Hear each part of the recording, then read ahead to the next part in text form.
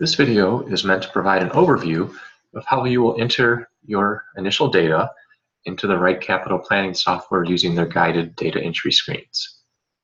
Once you create a user ID and password, you will see the screen that is currently visible. And if you notice, there are 6 tabs across the top, and you will go through the different tabs and add any relevant information. Don't stress about putting the information in. If something's missing or you just don't know what to put in, simply skip back the tab and we will begin to gather and fill in additional information as we work together in the financial planning engagement. So you're at the screen. What you see here are what Write Capital calls cards. Cards are how you input the data. Now, if you're a married couple, it always defaults to a client and spouse. If you're single, just simply delete the spouse card. Now what you'll do is, as a client, you'll go in and input your first data. Most likely you'll be changing your date of birth, and that might be enough to start the plan. If you're in a different state other than Michigan, obviously change the state. When you're done, make sure to hit save. If you leave a card without hitting save, you'll lose the information that you added. When you're done with the tab, simply click next to go to the next tab. The income screen is pretty self-explanatory. If you're working, simply go to the card and put in your salary. And I just demonstrated how not to do it, which is actually good because I did not hit the save button. So what you want to do is, again, put in the amount and then go down here and hit save. If you have multiple people in your plan, do make sure the owner is correct. It helps us when we're discussing the overall plan. Social Security, if you happen to have your Social Security statement, you can go in, adjust your full retirement age date, which is the earliest you can take it, probably 66 or 67, and then put in the amount that your Social Security statement lists for your full retirement benefit here. If you do not know that amount, simply use the simple estimate, and the software does a pretty good job of providing a ballpark amount to use for initial planning purposes. If you have other income streams or potential income streams, you can pick those here, add the cards, add the starting dates, stopping dates, and flush out your income. Go ahead and hit next. Savings. This would be what you're saving to your different accounts. If you have a 401k, maybe you're contributing 5% of your salary, not 50, but 5. And maybe your employer matches it 100% up to the first 3%. Again, make any changes that are relevant to you in these sections. Hit save. Maybe you're saving some money outside of a taxable or outside of a retirement account. Maybe you have a brokerage account somewhere. Put your annual amount here. Hit save. If you don't have anything, leave it blank. That's fine too. Again, if you have other accounts you're contributing to, add those here via additional cards. Again, hit next when you're done. Net worth. This is a screen where you'll spend a little time because this is where you're adding all your accounts, your loans, property. This is your net worth. So one way to do it is by linking your accounts, and that actually will bring in data directly from your financial institution. Like if it's investments, so it should bring in the investments, what type you're holding, the amounts, cost basis, all that good information that's very helpful to have.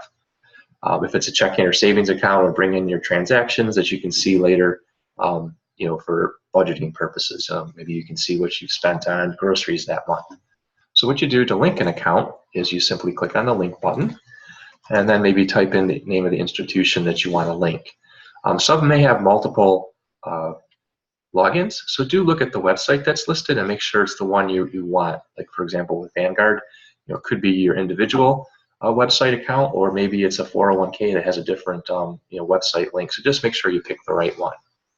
Once you do that, the software will try to connect to the institution, and you'll see up here in this blue area a little progress bar. You might see a question mark that's red in a circle that pops up, and if you have like 2-factor authentication or an additional challenge word like your mother's maiden name, it will prompt you to type that in before the account is linked. If there's a problem, it will tell you why as well. For some reason it can't link, don't spend a lot of time there. We'll work on that together. For manual accounts, maybe you just have a statement. Simply go to add account and add as many of these types of accounts that you have or loans. One key area is property. For your main house, you would just click on this property tab if you own a house, change it to own, and then fill in the information here. One thing to point out is you will put your property tax annual amount here, and you will put your insurance, again, annual here. And if you have a condo, I would always add in the association fees here too, because we want to group the housing expenses together, and that'll be important when we're looking at the plan. You can put in the current value, which is very helpful. And of course, if you know what you paid, that's also helpful because the software will be smart enough to look at some tax implications for you if you do sell the house. So go ahead and hit save. And then when it's time to put in the loan, you would add an account if you have a mortgage, and you would simply go into your loan amount. And the thing I wanted to point out here is the monthly payment. That is just your principal and interest, because if you remember on the previous card for the house, we already put in the taxes and insurance and association fees. So fill in the net worth amount for all of your different accounts, and then hit next. So expenses, and again, we're just starting the process here, so kind of do your best to make estimates if you can. So maybe this is, you kind of have an idea of you spend $5,000 a month, not including the housing costs. Remember, we already put those in, and there's your starting point. Leave the taxes and tax expense and fees blank, or don't touch it.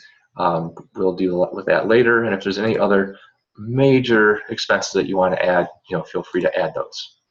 Again, click next, and go to your goals. So maybe you have some specific retirement dates you'd like to try.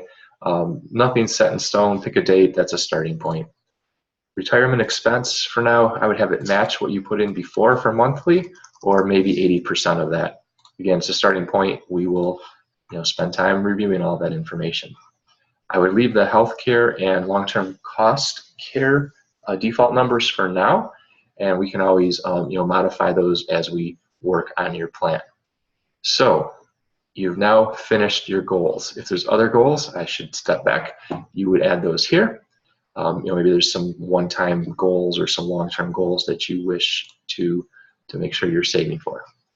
Now, when you're done, you hit complete, and it takes you to a screen that looks like this. And what you see is a portion of the financial planning snapshot that will be available as we build your plan. Right now, what you see is your balance sheet. So all of your accounts that you've put in. You will see your budget if you did link up some checking or savings accounts, and other parts of the software. It'll also have a little breakdown of your investments based on anything you've put in that actually has the investments listed. Profile. This is where if you want to modify anything you put in, you would just simply click on the profile and go to the appropriate tab, and you can modify or add cards as necessary.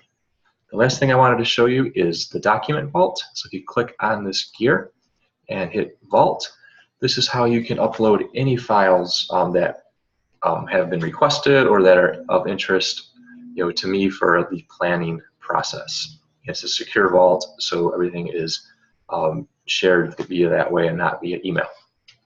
Security, if you wish, you can change your email, your password, going through these tabs, and if you want, you can set up two-factor authentication, and just follow the steps here. You'll have to use one of the authentication apps on your phone, but it's another layer of security. And then finally, permissions. This is always set to hide your detailed credit card transactions. I don't need to see the details, unless we talk about it and you really want to share those with me.